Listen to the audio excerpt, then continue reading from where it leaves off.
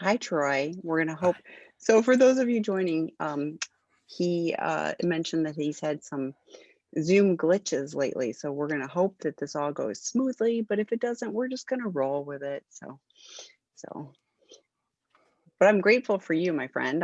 It's Thanksgiving week, and I'm like trying to focus on gratitude. So I was like, I'm grateful for you. So. oh, thank you. I'm grateful for you too. And I was just finishing a podcast. I haven't done any podcasts for a while. I was just talking about a term that I hadn't become familiar with, which is gratitude shaming, um, which is when basically when the shadows of shame tell you that you're not allowed to be sad because can't you see how much you have? Oh, You know oh, that, and interesting. yeah. So And that's actually that's really interesting because I was thinking I have this gratitude, but then I was also whining about some things, and both were true. I right, mean, it didn't change the reality that both of those are true. I am grateful for this, but I'm not really liking this. right. So and I don't have the right to be unhappy about something. Then what happens? I just stuff those emotions, and then I go crazy, and my family's going, "What happened to her?" So Yes. anyway, so what's the topic for today? Anything in particular? Well, I kind of like that one. yeah, I was going to talk a little bit about that, but I'm also open to questions. If I like to let people ask questions first in case they have things that have been coming up for them that they would like us to talk about, then I'd totally be open to that. The way you can do that is either you can do it either way. It's easier for us to follow it if you put it in the question box, but some people put it in the chat box, and we can Yeah. manage both. I do a So much better job with if it's in the Q&A. So if possible, putting them in the Q&A helps me focus, stay on track. I can manage them. So the chat is also an option though. So, yeah, okay. So, if anybody has any specific questions, then now is the time to ask them. I see some individuals in the attendees list that I know. So hello, it's nice to see yes, you. it's always nice to have the familiar, but we welcome the new. So for those of you who haven't joined, I guess why don't you tell a little bit about yourself? Because Sure. there's some new faces Yeah. or new names.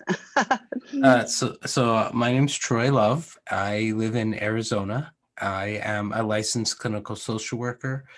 I've been hosting one of the drop-in groups, actually a couple of them lately, but hosting one of the drop-in groups for sexandrelationshiphealing.com on Friday mornings.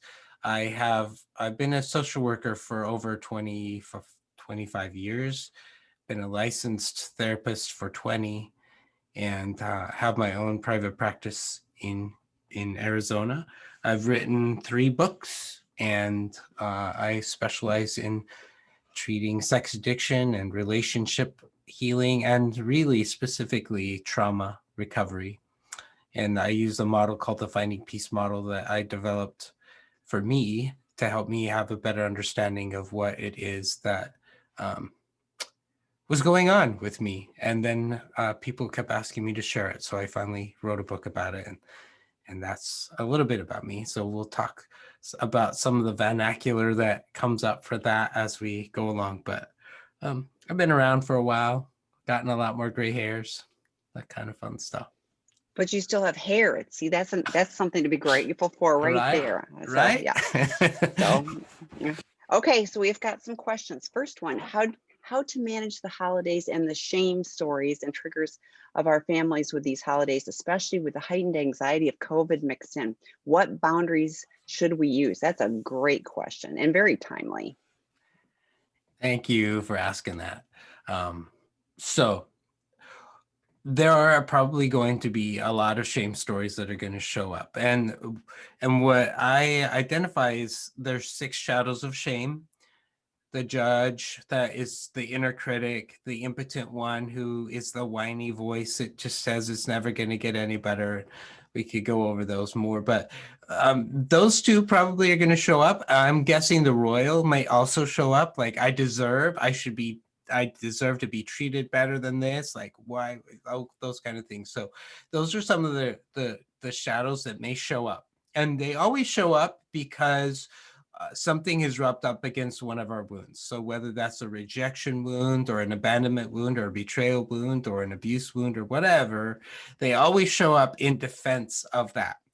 And so depending on where you're at, some families are still getting together for the holidays and some people just aren't because of the epidemic. So that's really small. Either one of those has an opportunity to stir up some of those wounds.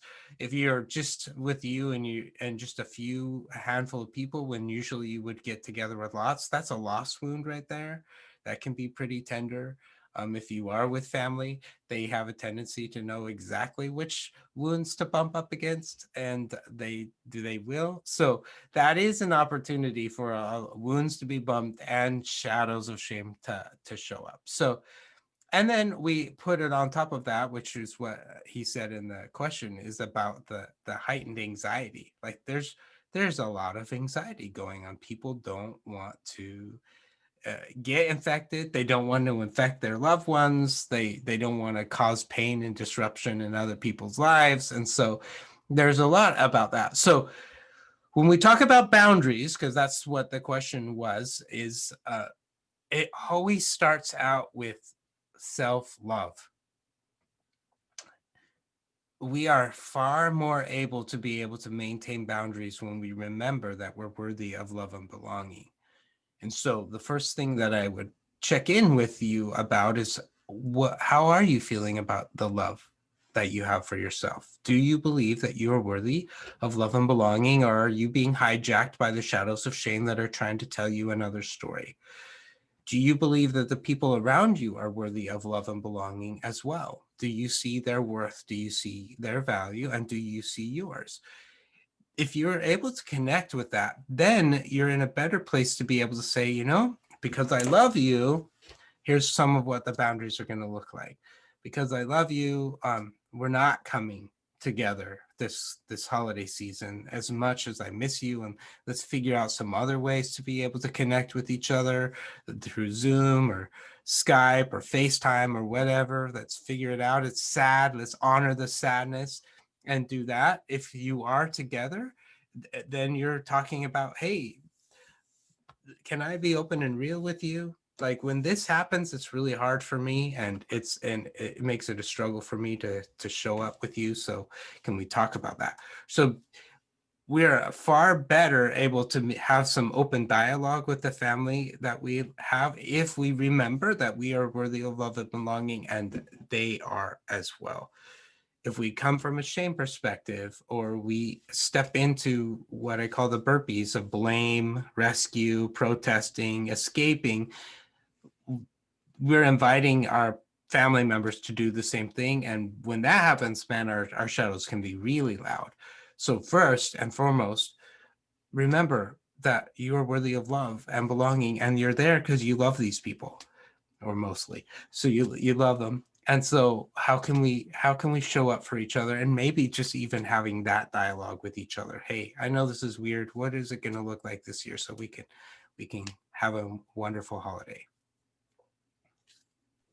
Well, and I was thinking while you're talking too that, the self-care also can be part of the solution, if I'm not getting into the mix and because I'm thinking, yeah, they bump up against mine and I probably turn around and bump up against theirs, so if I can be part of the solution instead of causing more anxiety and more of the problem, but for me, like we're going to do a Zoom thing, and I've already made a decision that if certain topics come up, I'm just going to extricate myself from the mix because that will just cause me. They are free to talk about it, but I just don't have to be part of it. I'll come back when that's over. But there's certain topics that I just don't want to talk about because they would be triggering for me. So trying to take care of myself, but not get into the fray of anything. So next question. Is there also a shame voice, feeling not allowed to feel good about self or joy? This was told to me in my childhood. There are 6 shame voices. So the judge is the one who you are identifying. That's the voice that says you're not allowed to feel. There is something wrong with you. You need to be brave. Don't don't be weak. Those kind of, that inner critic who says you're not allowed. There's something wrong with you if you do. So that's the judge. In this case, I would also say that the second one is the politician, and the politician says, hey, don't let anyone see that you are hurting. You need to put on that happy face. You need to make sure that everything's fine. Do not let anyone see, because it's not going to work out for you. So those two are probably part of that. Like, I'm hearing in the question, like, you've been told you're not allowed to be happy.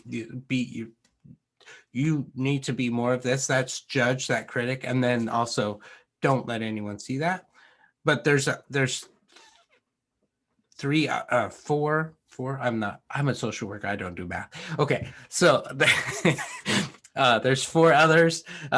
There's the impotent one, and the impotent one is the voice that says that you can't do this. I don't know why you try. It's never going to work out anyway. You should just give up. Just accept that it's awful. It's a kind of a whiny Eeyore kind of a voice. There's the martyr that says your needs don't matter. Everybody else's needs matter than yours. You need to be seen as the person who carries everybody else's burden so that you can at least feel somewhat good about yourself. There's the rebel who says, screw this, go do whatever you want, who cares what the consequences are. And then there's the royal, which says that you are better than everybody else. You're entitled to. And so all six of those can show up and really can affect our ability to be true to ourselves, to honor our feelings, to be able to say what we need. Those six can really hijack them. So that is definitely one. There are six from the work that I do that can hijack your ability to feel good about yourself. She also asks, why do you call it attachment wounds and not attachment trauma?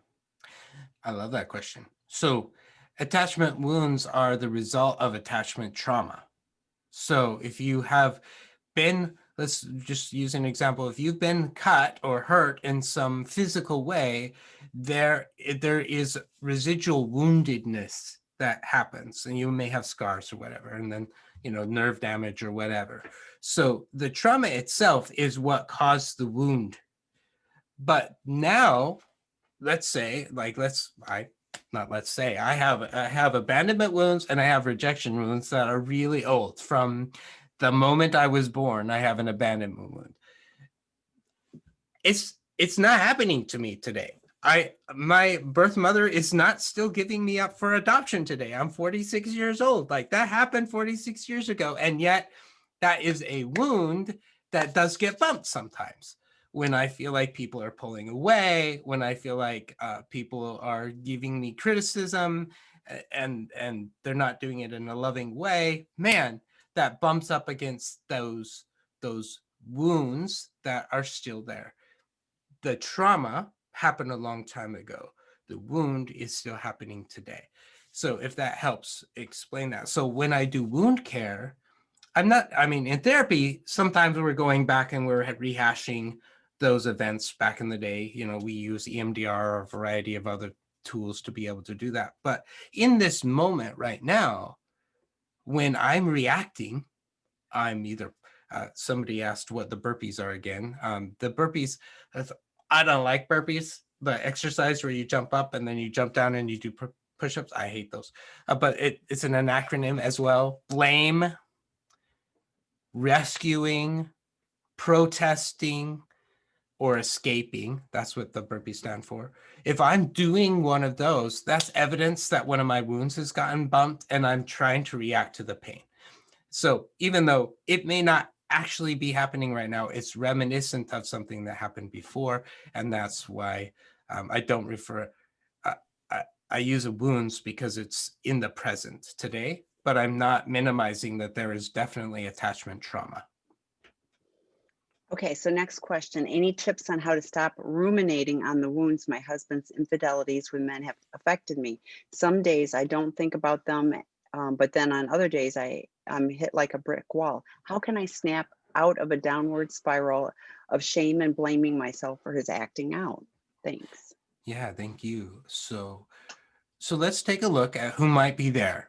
So just in what you've said, I'm hearing there's blame. Okay, so that tells me the judge is there right now.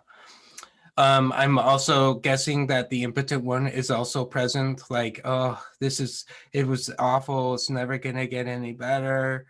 And those two then tag team. So the judge would say something like, yeah, and if you had done this, this, and this, and this, then maybe he wouldn't have done what he did.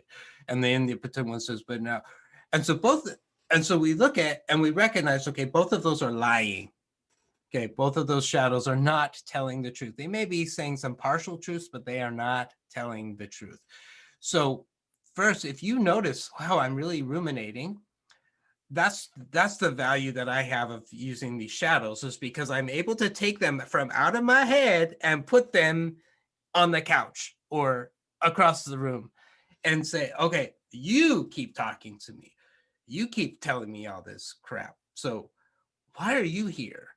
And what are you trying to do? And just being able to imagine, I'll even like draw the picture of the shadow sometimes and put them down, or I'll write down what they're saying in a journal. Both are really effective. And then saying, okay, what's going on? Why are you here? I'm willing to bet that the judge is going to say, because you're hurting, because you've been betrayed. That betrayal wound is so big, and you're trying to figure out what you can do to manage that pain. And so I'm going to tell you, I have a list of all the things that you're not being perfect about, that are your fault, or the impotent one says, well, I'm going to tell you that because, and they will tell you why, but that's not really why, as a way of trying to help you deal with the pain. So once you recognize, oh, you're trying to help me deal with the pain, I can say, well, actually, you don't do a very good job of that. That's not very helpful. What do I need right now?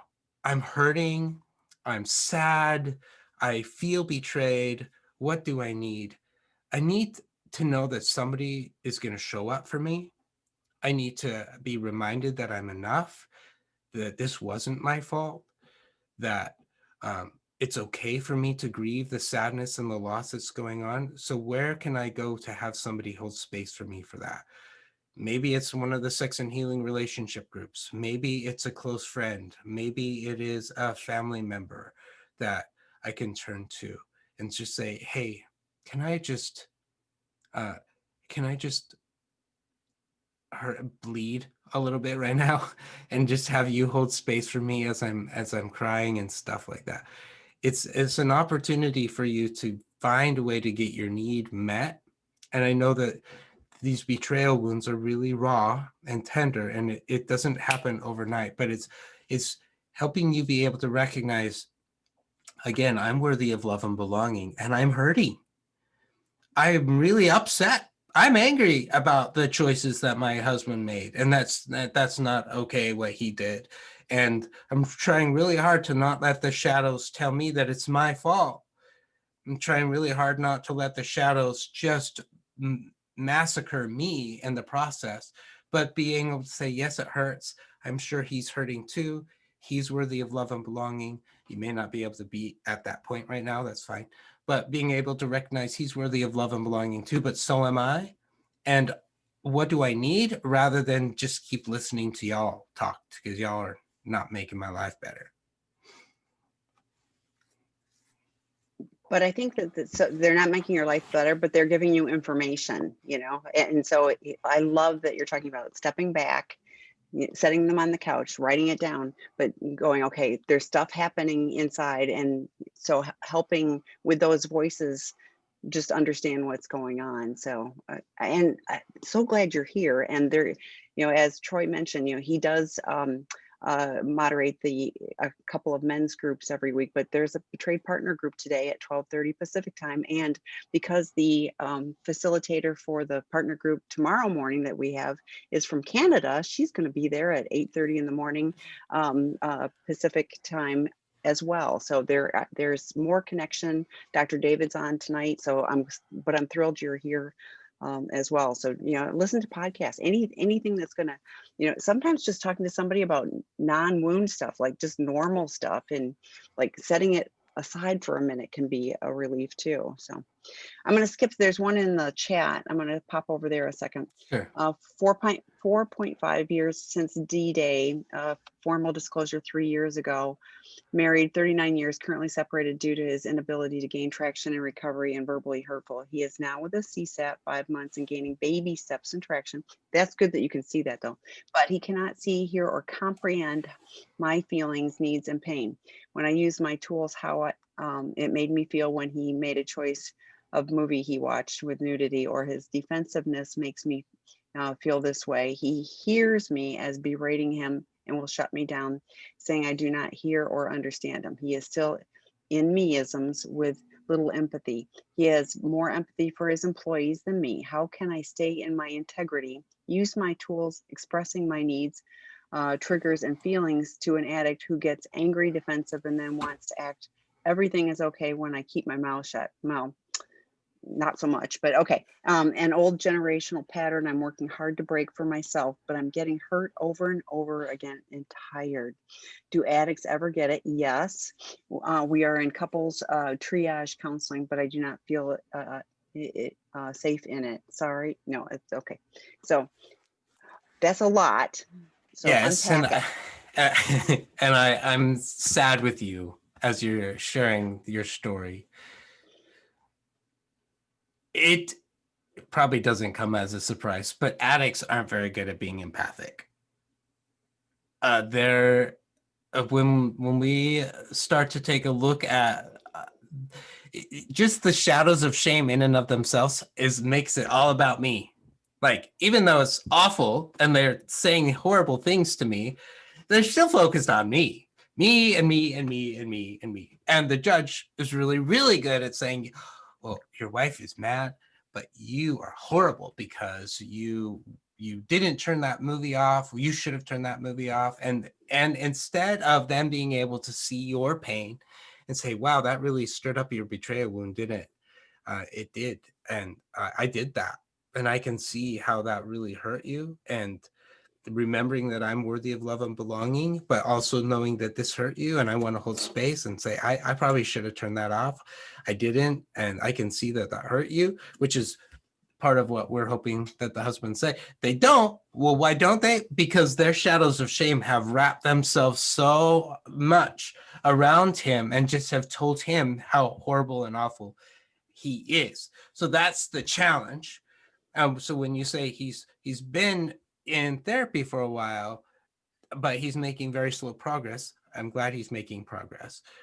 And it's got to be incredibly challenging for you to be able to long for validation that your pain is real too, that you're hurt, that you're using those statements that your therapist is teaching you to use, and he can't do it. The challenge is that it's not because of you that he can't do it. And I'm hearing that you say that he's more empathy for his employees than he is you. He's not married to them. Like, there's not as much to lose if they quit, if he fires them. There's not as much to lose. There's a ton to lose with you. And so it's weird. It is so weird. I still don't understand why we do it, but we do. We treat people who are complete strangers so kind and nice. And the people that we live with, man, we treat them horribly. But underneath it is that there is an intense fear that you are going to leave. That it's going to be validation that I have really failed as a husband and that I am not enough. Rejection wound right there, by the way, that I'm not enough. And so I don't want to even step my foot in and explore that rejection wound at all. So I'm just going to keep my guard up and I'm not going to own my feelings. And that is going to undermine your relationship in ability to connect with him. So hopefully he's willing to take a look at what's underneath that. He's willing to take a look at his wounds of rejection, abandonment, whatever those are, and maybe do some work with that. And hopefully he could maybe talk to his therapist about some of those. Because I found that when we were able to start doing some wound care around that, it makes it easier for me to then show up because I'm not so fixated on just how me, because like I said, addicts do that. I'm not so fixated on me anymore. because it doesn't hurt so bad. Yeah, I make mistakes, and yeah, I still fall on my face sometimes, but I'm able to also see that you're hurting too, and that's what empathy is. We are both hurting, and our pain is not worse than the others. We're both hurting in very different ways, but I can see it. And because I care about you, I don't want you to hurt anymore. But oftentimes I'm not in a space where I can do that if my wounds are so large. I hope that makes sense. I don't know if it's offering a lot of No, yeah, comfort, but no, it does make sense. And here's what I read too. It's like, okay, so you had a year and a half from DA to formal disclosure. That's a long time. And then you've been in this holding pattern. And now he's only been working with a CSAT for 5 months. What I don't hear is that he's doing any other recovery work. So if he's just seeing a therapist once a week and it's been 5 months and you've been married 39 years, married 30, this is a really old pattern. And as Troy was saying, his abandonment wound was from birth. So you're talking 60 years of wounding, and once a week for 50 minutes somebody's looking at stopping the behavior and doing some basic things.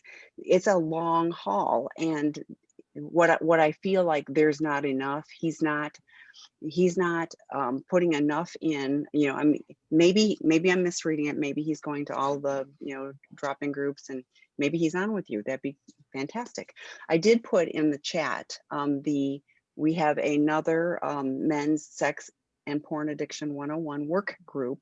It, again, is not enough, but it's another piece. It's psychoeducational. It's 6 weeks, 90 minutes, and the guys that have been going to that have discovered a lot and are learning more. And everything that progresses with that gives them more support to be able to show up a little bit differently. So, and if he hasn't read Out of the Doghouse, there's a free podcast on that as well. But that's how to rebuild trust. I also heard we're doing couples counseling, but I don't feel safe in it. You need to feel safe. So if that isn't the right fit, then that isn't the right fit. And we've talked on the webinars before. You can't do couples counseling with somebody who can't show up and be honest and working towards it. So get support for you. Have him work with his therapist, but and Dr. Rob talks about it all the time. If what's happening isn't enough, a higher level of help. Maybe he needs to see a CSAT twice a week, maybe 3 times a week. Maybe he needs to come to the Seeking Integrity treatment program. We deal with not just stopping the behavior, but the underlying issues, the intimacy disorders, and really help them gain empathy that in a pro-dependent way, so which can be then translated back to relationships. Doesn't fix everything, but really gives a solid foundation. So, but so glad you're here. I'm glad you're here. You did ask how you can stay in your integrity and use your tools. And honestly, that's where the support system comes in for you. I don't know your situation, but it sounds really lonely at times when you're really wanting to turn to your husband and have him support you and stuff. And he may not have the capacity to do that yet. And so being able to turn to other people, coming to some of the support groups that we offer here, some 12-step groups for partners, just even maybe like a Bible study or something. If you go to a church, any way to be able to connect with some others who can see your value and remind you that you are enough and that you're worthy of love and belonging, can help you stay in that integrity while you're waiting for his recovery to happen. Yeah, and even some non-recovery things like a book club, just other Yeah. people that talk about non-traumatic things, just a mental break from that sometimes can be good. So next question, back to the Q&A. I'm a survivor of child sexual abuse, and I've learned that my body was not mine and my voice was not important. As I got older, I used my body to act out sexually and put myself in dangerous situations because I didn't care what happened to me. As I have begun to process this and work on healing, I find that I still have a lot of shame about this. How does one forgive themselves and move forward towards a healthier relationship with their body and eventually a relationship? Thank you, number one, for your vulnerability and sharing that with us and your courage. And first, I want you to let you know you are not alone. That pattern of dealing with the sexual abuse in the manner that you did is a pattern that many people have followed. And you've done it because you were hurting. It didn't make sense. There wasn't a whole lot of understanding, especially when this happens as a child, to be able to have the perspective that there's actually nothing wrong with me. I'm a beautiful individual, but the people that did this to me needed some serious help and they didn't get it. So uh, I just want to honor that you're not alone in that.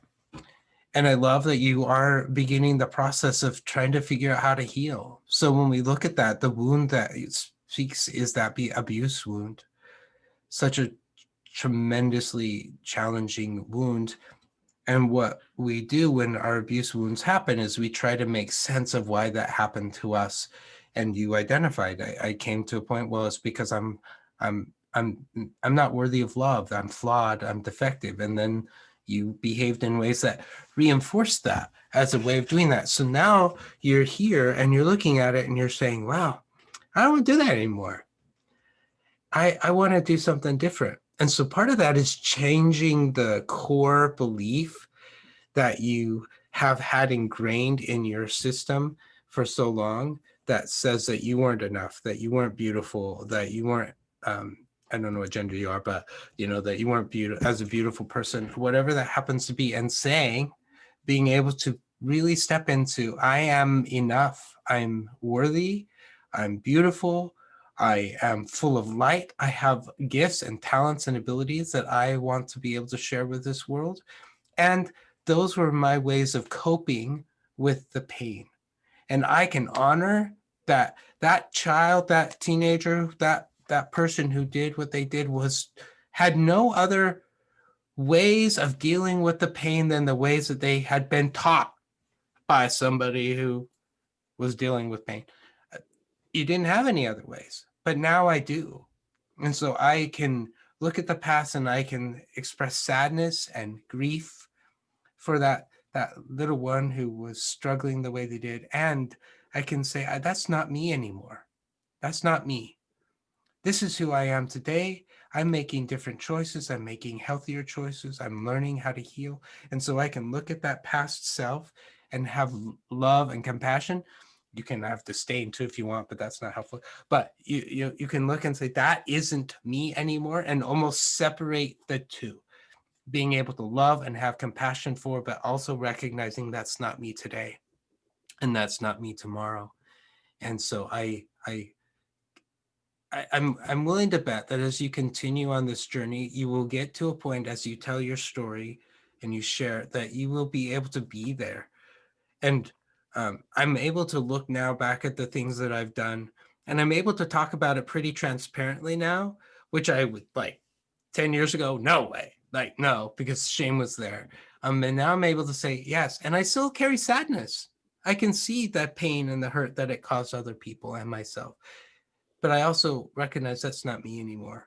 I'm a different person today. And I am who I am because of the things that happened to me back then, as painful as they were. And I can look at that and have love for my past self, but really have love for me today. I was thinking too, I worked the 12 steps, and there was so much freedom in steps 4 through 9 in helping me work through the things that I had done that I was ashamed about. But I really believe that if you're in that process, and you're going to hear a whole bunch of me too, me too, me too, and you are not alone. You are not unique in that. Like Troy was saying, all of the wounds bring us to the point that where we're at, and we have an opportunity to choose to do things differently. And all of the wounds, as painful as they were, I wouldn't change a thing, because it's given me so many gifts of recovery, and everything in my life is built on that. I think, I mean, had Troy not had the wounds that he had, he wouldn't be sitting here gifting us with all of this.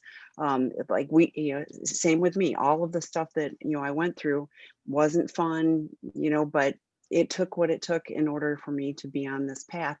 And I have such incredible gratitude about that. I didn't have life skills, so this has given me the ability to deal with life. I said when we first came on to Troy that I'm leaning into the same things I learned early in recovery during this pandemic. I've had to lean in more and be reminded that the same things that I learned early on are the things that are helping me navigate on a day-to-day, very different world.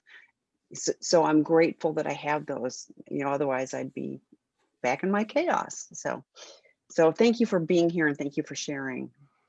Okay, the next one. How can I begin to heal a fear of abandonment in relationships if when growing up, my mother would disappear for weeks at a time after some arguments with my dad, threaten to disappear and never come back during other arguments with my dad, and also use emotional abandonment as a way to control my behavior growing up? What's one baby step I can make towards healing that? I think you just took it. Yeah. But I'll say a little bit more about that. Recognizing that you have an abandonment wound is really important. When a nurse comes into the patient's room because they have a wound that's pretty severe, they go in, they get the ruler out, they're measuring how deep it is, how wide it is, what kind of wound it is, so that they have a knowledge about which form of treatment of that wound is going to be most effective, whether they're going to put you on a vacuum or they need to have you go to the hyperbaric chamber, or whether it's fine if we just stitch you up, those kind of things. That's the same with this. Like it is scary. I'm not a fan of going to get shots. I'll look away most of the time, even though it's fine. I don't want to. I would rather just no, I don't want to look at it. And it's that kind of same thing. Like, yeah, I have an abandonment wound. I don't want to look at it. It's probably really big, probably really, really painful. So I'll just kind of look over here and pretend that it's not there. And the story that you're telling me about where this wound comes and the pain, yeah, that is really, really, really deep. So number one is just recognizing I have it. And then you can ask yourself just a question. The workbook, the Finding Peace workbook, you can get on Amazon. I'm not trying to sell stuff here, but Useful resource. Just, you could skip over the first chapter because it will be triggering. I'm just saying. But the second is just starting to check in. Well, what are the core beliefs that I have adopted about myself as a result of this abandonment? How many are there? And it gives you a list to pick from. And then you begin to ask us a question. Well, is that actually true? Is that true today? Do I still believe that that's true? What benefit am I getting about believing that? What would it be like if I stopped believing that? And just starting to challenge it even from a cognitive perspective is a baby step that you could take. It's just saying, wow, yeah, that's there. And then another baby step is to maybe say, I'm going to go to a meeting. I'm going to reach out to somebody and I'm just going to say, hey, I have an abandonment wound. You don't have to tell the whole story. I have abandonment wound issues. Do you have that too? And having the other person say, yeah, me too. Sometimes this is what I'm a fear of. Does that happen to you? Yep, that happens to me too. And being able to realize, wow, I'm not alone. I'm not flawed and defective. I'm actually have a lot in common with these other people. So those are just a couple of thoughts of some baby steps that you may want to take. But you did a beautiful one just now by identifying you have a wound. Yeah, and sometimes for me, it's helpful to understand, how broken your mom must have been. For her to do that.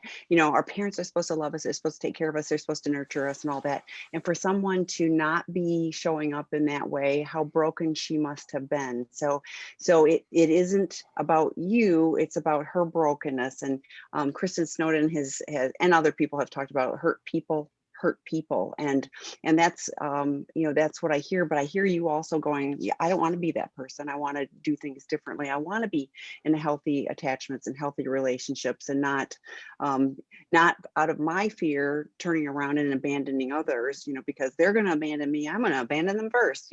So I love that you're here. And when there's a term, abandonment wounds, that means more people have it. So you are not alone in this. And please keep coming back. So okay, next question. Spouse of a porn addict. Can someone still have an attachment wound, rejection from a bad first marriage that was 35 years ago, and also project his feeling of that wound onto me? For instance, he asked me yesterday if I was stringing him along just to make him miserable.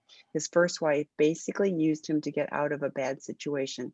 And he says a lot of that, this will never end. I won't believe him and won't ever, or won't get over this. Yes, you can have an attachment wound that's 35 years old. Like I said, my abandonment wound from my birth mother giving me up for adoption is 46 years old.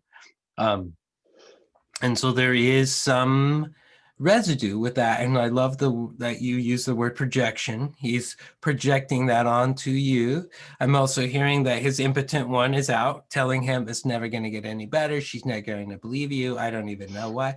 So his shadows and his shame are hijacking his ability to connect with you. And I would imagine that's incredibly difficult for you as you're trying to connect with him. You can see it. I can see that you can see it, that this isn't actually about you.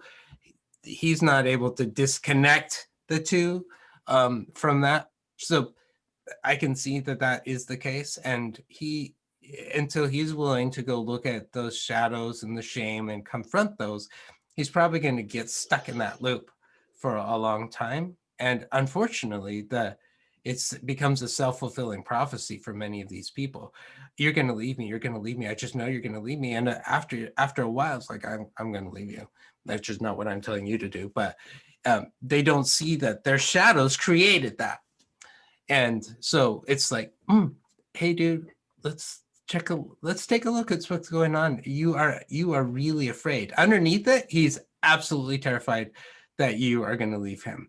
And so one of the things that you can do is say, you are really scared that I'm not going to stick around. You are really scared that I'm not going to ever believe you. That is a big fear for you. Tell me more about that.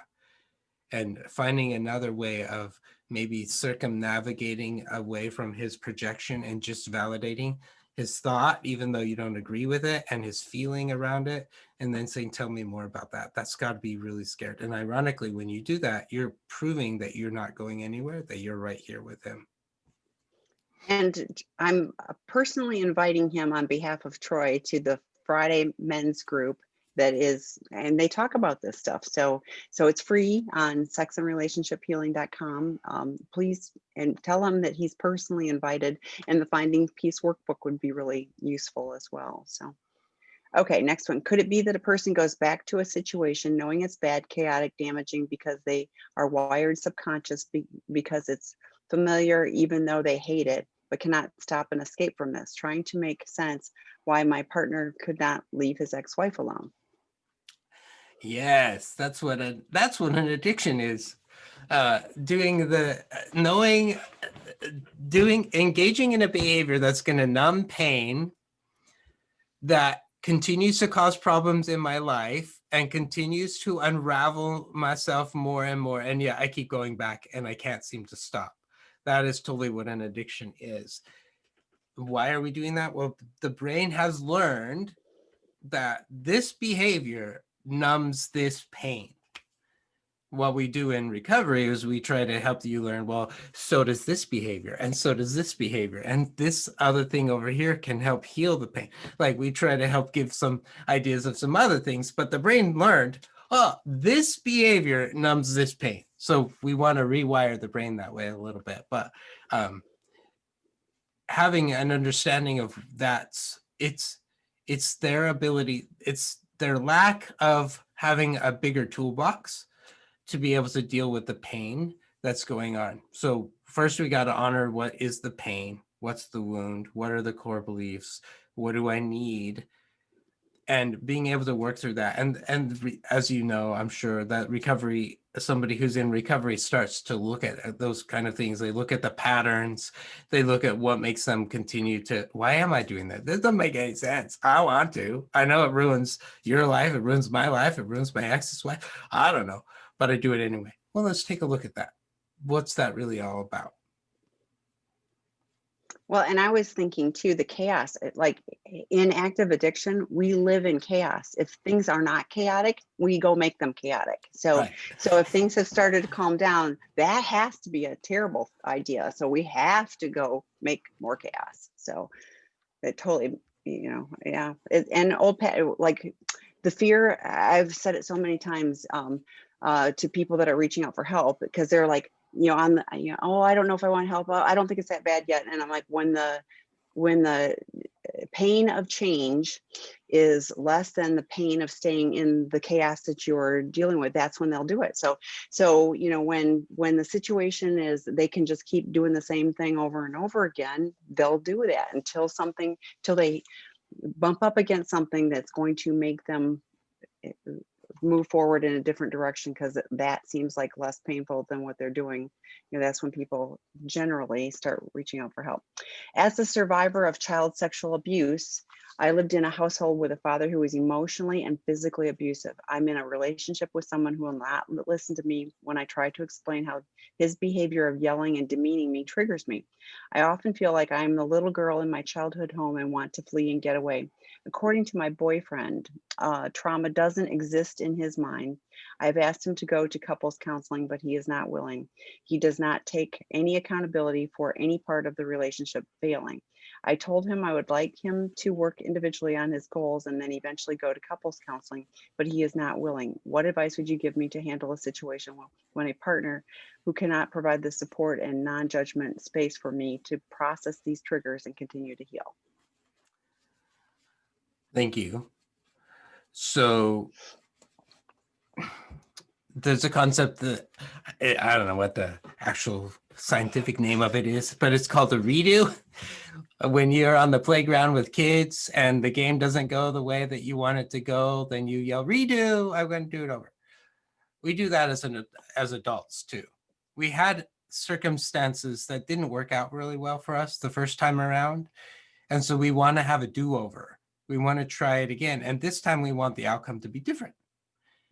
And so sometimes we put ourselves in situations where we are exactly having the same situation as what it was like when we were children. So you're seeing the pattern. You're seeing that you grew up as a survivor of child sexual abuse in a household that didn't feel safe. And so now you're in the pattern again. And what's happening unconsciously is you're really hoping that this time it will be different. That this time your boyfriend will hear you, he will respect you, he will honor you the way that you weren't when you were growing up. And of course you want that. I think everybody wants that in the relationship. Part of this is then taking a look at, well, is it likely that this pattern is going to change? Is it not? And as I'm hearing, he's not taking any accountability or ownership of his choices. And that's the huge thing. When I'm assessing a couple for couples counseling, if the person really doesn't want to take a look at their own stuff, we're not going to get very far. Both of us make mistakes. Both of us end up doing the burpees in a relationship that causes the other person harm. But if I can't own that I'm doing those and I just blame, hold you hostage and all those kind of things, we're not going to get very far. So part of what I would want you to take a look at is, what is the outcome that I'm wanting? And really sitting with, of course I want that. That is beautiful. And if his behavior is speaking volumes to you about where he's at, and that may mean that you have to face some decisions that maybe you don't want to make. And I'm not telling you what you should or shouldn't do. I'm saying that this is an opportunity to take a look at where you want to go. And you can go to therapy yourself. You can learn some tools and things for yourself if he's not willing to go. One of the patterns that I see is the partner says, please come with therapy, please come, really, we need to come. And then after a while they stop asking and they're like, I'm going to leave. And then the partner's like, wait, what? I want to go to therapy. And usually by then, a lot of times it's too late because the partners have been, I've been begging you for so long. I'm hoping that's not the case with you. But if you work on you and remember that you are worthy of love and belonging and that you matter and that you are worth being treated with respect and dignity, that will go a long way. And if you're shifting and changing, he can't help but shift and change as well, because you're not the same person that you were before. You're more assertive, you're more bold, and he may not like that. He may actually find that attractive. He may say, I want to stay. He may not, but it's more you doing your work for you and see what he'll do in the process. But he may not come along. He may not be in a place where he can do that. And yeah, I think we all deserve to have somebody who is a partner besides us. Dr. Stan Tatkin did a podcast with Dr. Rob called We Do, and it talks about healthy relationships. And in a healthy relationship where the two of you are side by side working towards what's going to be best for the relationship and always keeping that in mind, that's a very good thing, and people live longer and all that. In an unhealthy relationship, you're better off being single. So he's giving you a lot of data, and I'm going to share this, and I shouldn't, but with my ex-husband, I thought I could change him. I thought he was going to continue to grow and be a better person, and it didn't work. It turned abusive. It got worse. And so I didn't make that mistake. I have a fantastic husband who treats me with respect, as a great partner. I deserve that. I'm worthy of that. And I was willing to make a list of what this person would be, and not have anybody in my life if I couldn't find that person. So you deserve to have somebody that is a partner with you and cares about you. So my 2 cents. Okay, next question. Is there a daily activity that you would recommend we can use to develop better awareness and recognition of feelings and thoughts that arise from shame-based core beliefs? That's a great question.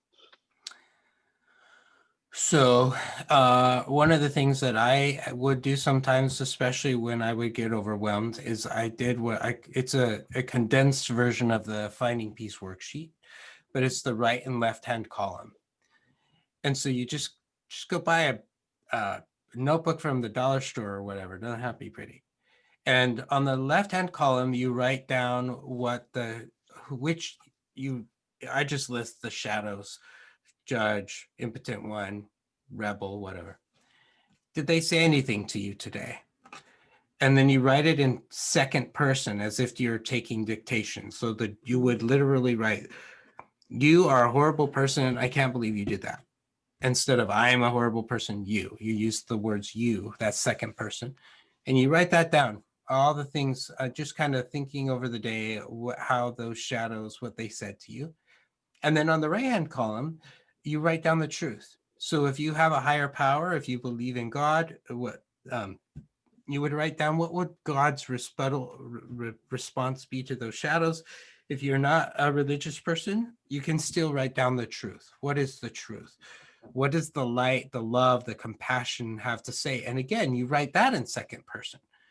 And it's a beautiful and simple exercise to do that really does shift a lot of things fairly quickly.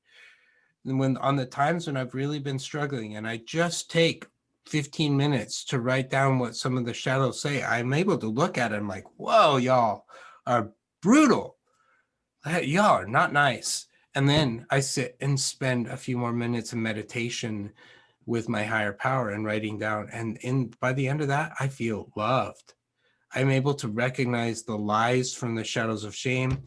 I may not be able to wholeheartedly believe what I've read on the right-hand side yet, because my shadows are still hijacking that, but I can see it and it shifts how I feel, and it helps me really believe, oh, I am worthy of so much more than what my shadows have been telling me. So that's a really simple exercise that you may want to try that helps challenge the shame and connect with the truth.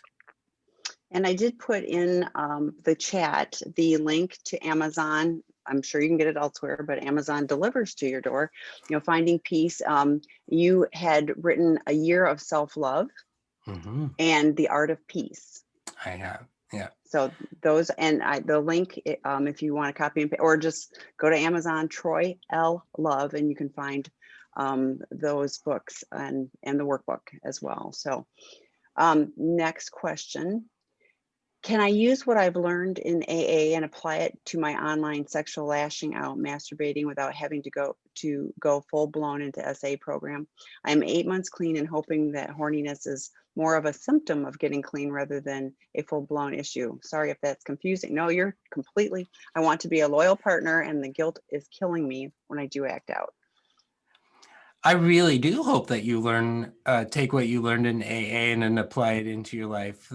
The 12 steps, whether it's SA or AA or NA or whatever, they're the same 12 steps. So I'm really hoping that you can learn it. The same concepts that you're taught in AA, you can absolutely apply here. I'm proud of you for being 8 months clean. That's saying something, man or woman. I don't know. Oh, you are a man. Yeah. um, so I also am hearing that there's the sense of horniness. Okay, that's part of way your body was designed as a way of connecting, and so rather than trying to shame the horniness or trying to say, oh my gosh, that's a symptom that I really need to like get rid of, it's being able to look at that and saying, hey, it's actually my body responding the way it was designed to, and I'm wanting connection, but maybe I don't want to have the connection. I mean, there's part of you that totally wants to have that connection, just speaking for myself. But maybe there's other ways that I can connect. Maybe there's other ways that I can get the love and affection and the cherishing that I want to leave, that doesn't have to always be sexual. If you say you have a partner, you want to be a loyal partner, what would that look like? Are there ways that maybe you can hold hands, you could talk about and bring up what's going on with you? It's an invitation to be open in a different way, rather than having to have that shame and guilt beat you up because you slipped. To me, slips are an opportunity to learn more about what was really pushing that. And if I can understand the driving behaviors of pain and longing and needing to be cherished and valued, and I can find ways to get those met, the need to act out considerably decreases. And I was thinking it would be interesting to, like, when you're feeling triggered to masturbate, when you're feeling that hyper, compelled to do it, what happened, what is the trigger? Like, because when we were using, there was something going on, and it might not even be in that moment. It could be, Troy looked at me sideways, and I thought, oh, he's all upset with me and I must have done something or whatever, and then tomorrow, something happens. So like, if you can unpack what's going on, I suspect that compulsion, it's all of this stuff is information. We're getting more information. So what is going on, that's compelling you? So yeah, there's a physical, I want to connect, I want to, but if it's compulsive behavior, there may be, I need to self-soothe, I need to do something. Is there something else I could do? Holding hands, going for a walk, is there something else I could do that isn't going to invite the shame that you're feeling? Because the behavior is one thing, the shame is really problematic.